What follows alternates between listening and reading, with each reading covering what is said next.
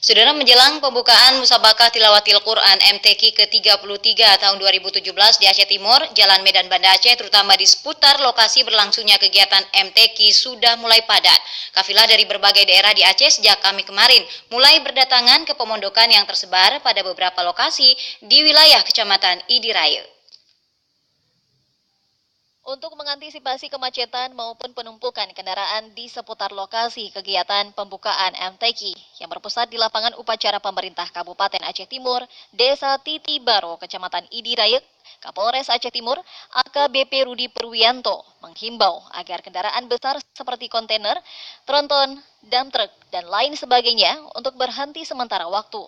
Selain itu, lanjut Kapolres guna memperlancar arus lalu lintas selama pembukaan MTQ, pihaknya meminta dengan sangat kesadaran masyarakat untuk tidak memarkirkan kendaraannya di sepanjang jalan jalur 2, mulai dari jembatan Simpang Kompi ke Degerebak sampai depan kantor Samsat Aceh Timur.